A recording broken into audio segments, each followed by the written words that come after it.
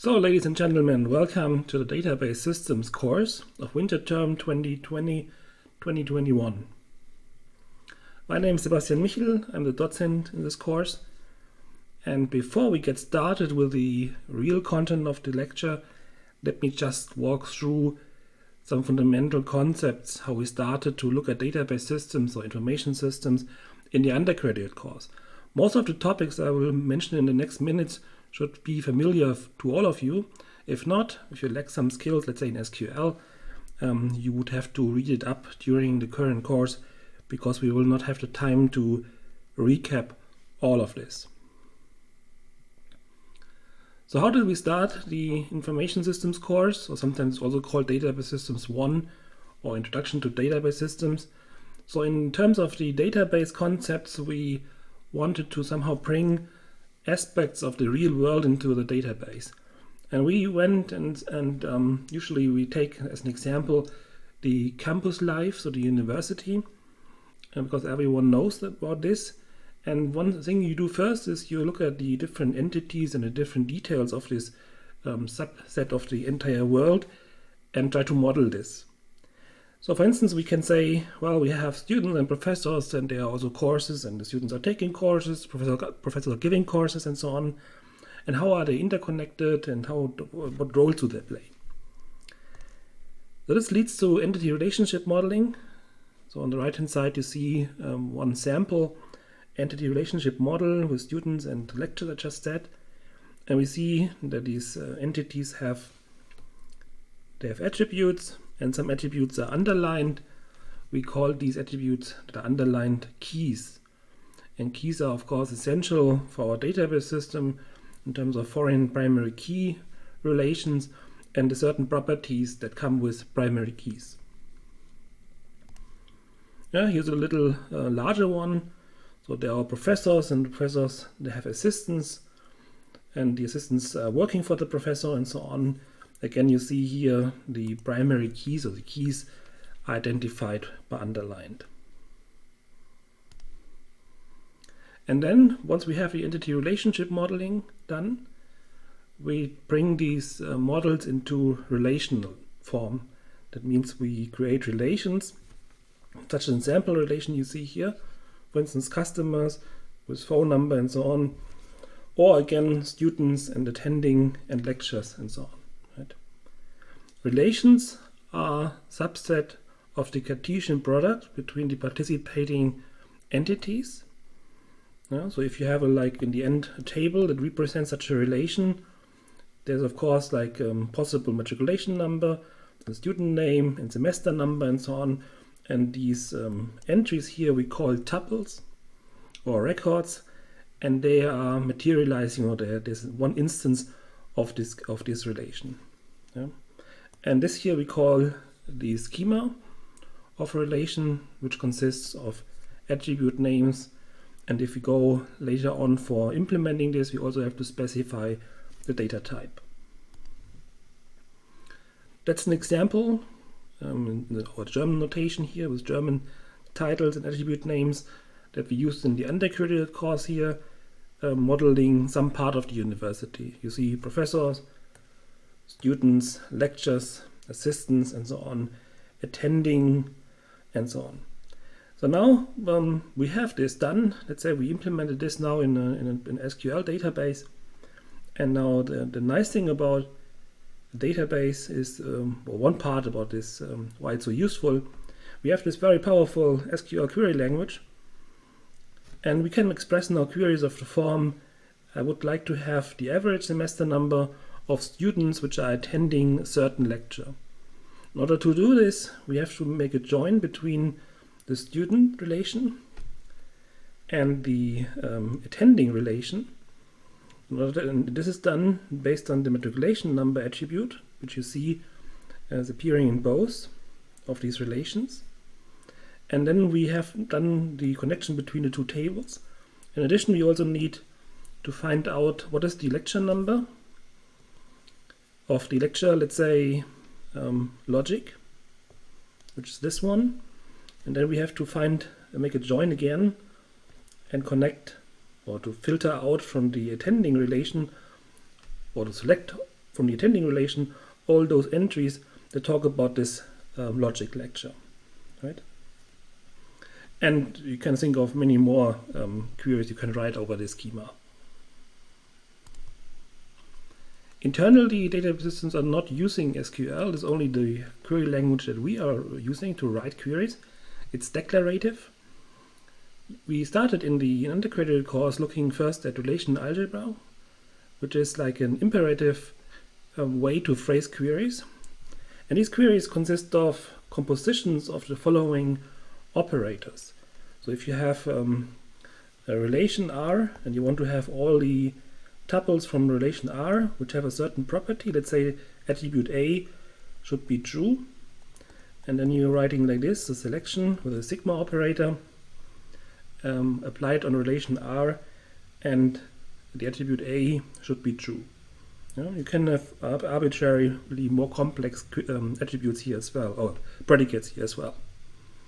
And now the cool thing is that this one here again is a relation, and you can go on and apply, for instance, with projection, and then again this is a relation, and you can join it with another relation or another relational algebra expression. What the database system is doing internally is to transpose or transform the SQL query into an operator tree which consists of operators which are more or less like these relational algebra operators. One principled comment here on relational algebra: often we will not, when we talk about relational algebra queries or like relations, we will omit the domain. So we will not look at data types, we will only write the domain in terms of entity types or attribute names. But of course, when we want to do this later on in a database, we have to specify, for instance, data type integer or string and so on.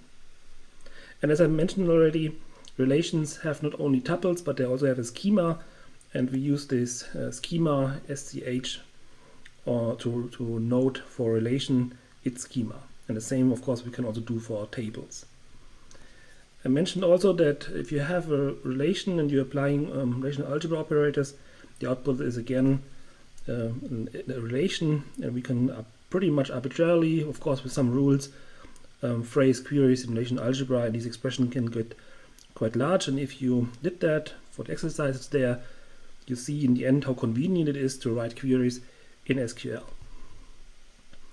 Here are some examples. I don't want to mention all of these in detail, but it's an example having one relation of students, and now we're applying a selection. Namely, you want to have only those entries of this relation students, so all the students which are in a semester strictly larger than 10. And then this would be here the result of this expression. Right? And this selection predicate can be an arbitrary predicate over the attributes of the participating relations, and or not and so on, for connecting multiple predicates to larger predicates. Cartesian product, also important. We also call this a cross product, and this also will be important later on for join order optimization.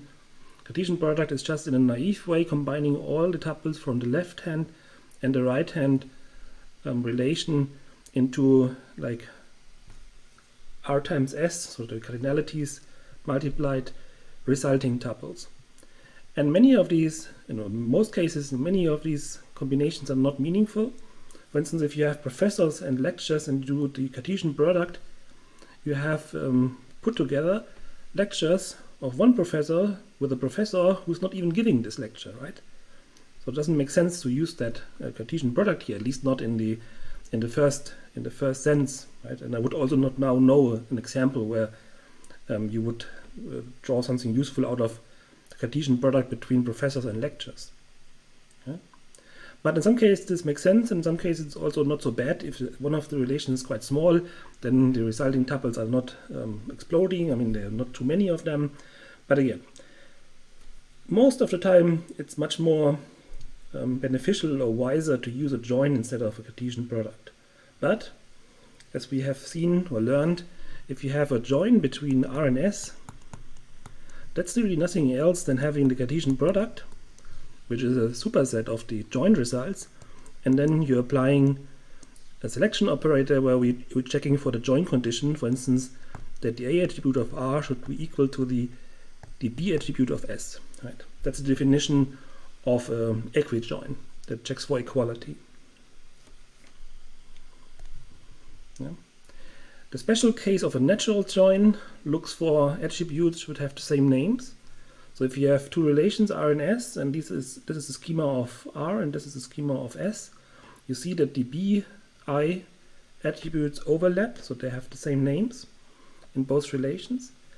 And then the natural join here is defined as the cross product between the two, and then selecting only those tuples where the B attributes have identical values. So B1 in R equals B1 in S, B2 in R equals B2 in S, and so on. And then, since the B values are the same, we don't have to keep them from both relations. In this case, we only take the ones from R. But it wouldn't matter, you can also write S here. Right? So you're projecting only on the ones which are not redundant.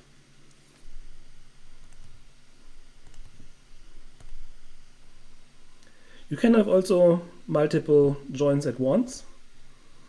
So you can say I want to join students with the attending relation, and then again joining this with lectures. In case of the natural join, this join would search for attributes which have the same name in the relations. And this could be, for instance, the outcome of this chain of two joins at once for our sample database. The cool thing about joins is, or no, I mean not cool, but it's very useful, is that they are commutative and associative. That means you can reorder them, and this will be a big topic in our course when we talk about join order optimization, to see that some join orders are more performant, also better for the database system performance than others.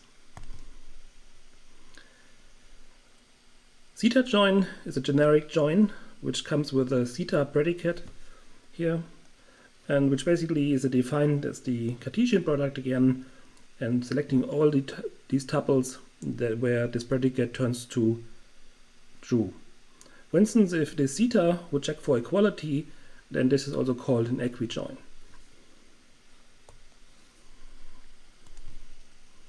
There are many more variants of join operators, for instance outer joins. So the usual join operator would check if a tuple from, let's say, the right hand side has a matching tuple on the left hand side, and then combine these two and give it as output. But some of these join operators here, the ones here on the slide, the outer joins, the left outer join, for instance, would require the tuple on the right hand side not to be there necessarily. If it's there, the join partner, it's good. It will be taking as a normal join result. But we keep also the left hand side tuples that do not find a join partner. And the same way, just the opposite, is the right outer join, and then also the full outer join, where the tuples of both relations that do not find a join partner are still kept. Yeah. And here's an example of natural join and left outer join. And for the outer joins, since you also keep tuples which don't find a join partner, what do you do with the attributes of the join partner you did not find? Well, you're just taking null values. And the same thing also, of course, for right outer join. And for outer join, you see you're taking tuples from both relations that do not find a join partner, and you're patching up the missing attributes with null values. There are more variants of joins. Very important, semi-join. Semi-join is defined as a join where you're projecting, in this case, on the left-hand side, or the opposite on the right-hand side, and so on. And semi-joins, as well as the left and right outer joins, are not commutative. This also plays a role, of course, in query optimization. That means here you're only looking for the tuples in L that have a join partner, but you don't really care about the join partner. And here again some examples of that.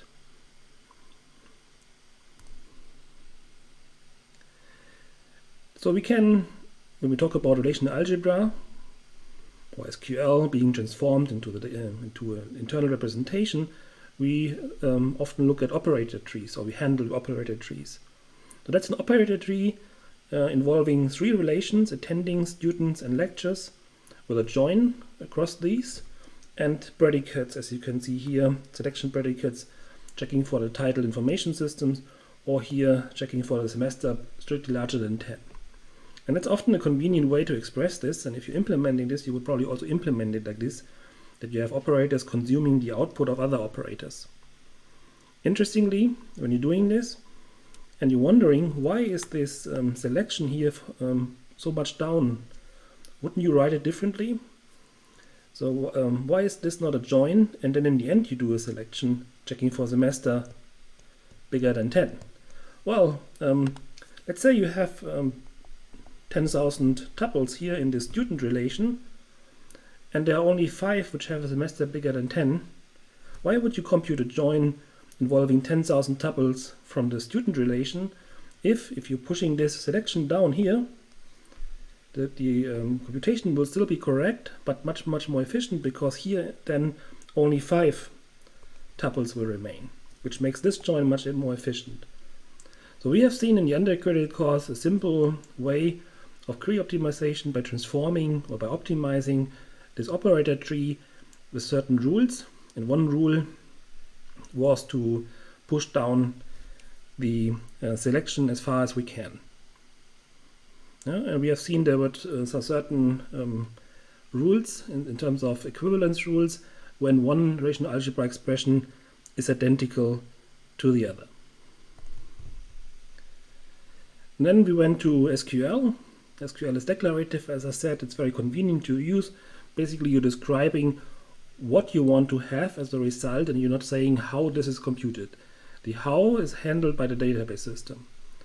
SQL primarily stands for the query language, but it comes also with a data definition language, so you can create tables and so on, and a data manipulation language. It means you can alter the relation instances by inserting tuples, updating tuples, and deleting tuples. And there's of course more to SQL. We have also seen trigger and user-defined functions and so on. One thing that is also important in the end of this lecture, we talk about probabilistic databases, we will see that again. So the typical, or the default, or the initial definition of relational algebra and relations would not look at duplicates inside the relations. So that means the relations were really simple sets and not multisets. When we're talking about tables, what you usually do when you're really working with a database system in SQL, then these tables are multisets, and so they can have duplicates. So that's an important thing to note, that you are aware of this difference. When this matters in exams or in exercises, we will always express which of the two you should consider, multiset or set semantic. Yeah, some examples. I guess you all have worked with this before. This is usually like considered not so important for the lectures that we have, but you still have to, of course, instantiate at some point tables. What we looked a bit more carefully on in the undergraduate course was how to create such tables when you want to investigate or want to make use of primary keys or primary foreign key connections and so on. If you want to have some specific constraints on the individual attributes, for instance, you can say that the rank can only take 2 different values or 3 different values, the rank of a professor and so on. Yeah? So there's much more, of course, to that than only creating this simple table with this very simple command. You see already that you're giving, of course, data types, but here you're also specifying that this cannot be null. So you have to give the employee ID and a name. Yeah, you can also delete tables, so that's not surprising, right? and insert tuples as well. If you have not done or not worked with these commands or at all with SQL, I mean, these data manipulation, data definition, this might not be so important for the database course. Also, I assume that you have your own interest in trying out this yourself. But what is more important for our purpose here is really to work with the query language with SQL. So you should be really familiar with this already. If not, then maybe you should also anyway install something like Postgres, a database system, on your machine and play a bit around, because once we talk about query unnesting, the queries are quite complex and are way beyond these simple select from where queries. And so you should be a master already in these simple queries, because if it's getting more complicated, then you should still be able to understand. Here's a sample generic way of transforming a simple SQL query into relational algebra. And that's something that the database system is doing, because relational algebra, or at least the operators, are an internal representation of the query, while SQL is like what we use as to express the query, but not the internal representation. You see here what we do. Well, we have the relation P, obviously. Oh, the predicate P, sorry. And we have multiple relations. And these relations are obviously somehow in the relational algebra expression as well. And what we do, we just basically take all of these and connect them using cross products or Cartesian products. And here we have the attributes we are interested in. So the attributes we are interested in, well, these are the ones we want to keep. So we want to project on these attributes because the others don't really matter. This is the Cartesian product, and here is the predicate P for our selection. This is a very like generic, canonical way to transform SQL into the relational algebra. But that's hopefully not really what the database would execute, because Cartesian products, as I mentioned briefly earlier, are super expensive in general. So what we hope, what we can do, is to look at this predicate, or database system would look at this predicate to identify if some parts of the predicate could be used to turn this Cartesian product, or this one, into a join. Yeah? And hopefully we are able to do it for all of these, because we found maybe here in P some predicate which looked like this: R1.A equals R2.C, and then now this one allows us to compute a join instead of a Cartesian product, because joins are much easier to evaluate, to compute, than these brute force Cartesian products. There are, however, I should say that because in a few weeks we will see that there could be also situations where a plan that has a cross product inside, among other joins, can be better than a plan which solely consists of joins without any cross product.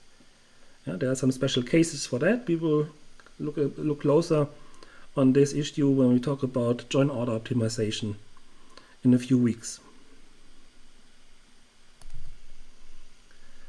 Yeah, this brings us also to the topic of query optimization. So what we have already seen in the undergraduate course is SQL is declarative, that we can somehow bring this into relational algebra. We have equivalence rules saying when two relational algebra expressions are the same, identical, and if this is true, then we can apply the rule and modify the expression, which basically means we are modifying our query plan, our query evaluation plan, basically the tree we have seen earlier. Yeah? And the task of a database system is to take the SQL query, which is not anyhow optimized or not optimized, it's basically only declarative, right? But once this is brought into the operator tree form, the query optimizer has to find a cheap execution plan. Yeah? And what I've just highlighted on the previous slide, and the main or one obvious thing is to replace or try to replace cross products by joins, for which efficient implementations exist. Yeah? What we look a bit closer in this course, compared to the undergraduate lecture, is cost-based optimization, join ordering, and really looking at the implementation of these operators. because in the undergraduate course, we only say, well, it's a join, right? But here now we will see there are multiple ways to implement a join. It's not only one way, and depending on the implementation, there's different costs associated with these joins, and depending on the data, one join is cheaper than the other. Then we have seen already the basic properties of transactions. So transactions is like a set of commands within, let's say, a user action against a database system. So you're standing in front of the ATM and you want to withdraw money, and then the process of getting money from, or you want to transfer money from one account to the other, and then the process of retrieving your current value of the account and deducting some value and going for the other account and adding the money to the other account, that's one transaction. So it's not only a simple SQL query or a simple insert, update or delete, it can be a whole bunch of these. And for transactions, it's very crucial that the following properties hold. These are summarized under the name asset properties. The first one is atomicity, meaning that the transaction or the commands which are contained in the transaction are executed all or none of them. Consistency means that if the database was in a consistent state after the transaction is done, the database has to be also in a consistent state. Isolation means that even if there might be thousands of users working in parallel with one database system, it should behave like you're the only user. Yeah? So what you're doing should be totally isolated from what the others are doing. And last, durability means that if your transaction is completed and the ATM says, for instance, you're done, okay, the amount of money was transferred or withdrawn, then this change should be durably stored in the database. And even so, the database might crash and the memory is gone. After restart, these changes should be reflected in the database again. Right? And we have to do some tricks in order to accomplish this. And this recovery, how we say, this is a major part of this course as well, including, of course, talking about recovery. This includes durability and atomicity, and we will also look at isolation, looking at what does it mean if transactions are serializable. So this illustration highlights what we mean by isolation guarantees, so what we want to achieve by promising isolation. The topic is also called concurrency control, and we will also see that in a few weeks in more detail. Most of you have probably seen such illustration or similar one. So let's consider you have three transactions, T1, T2, and T3.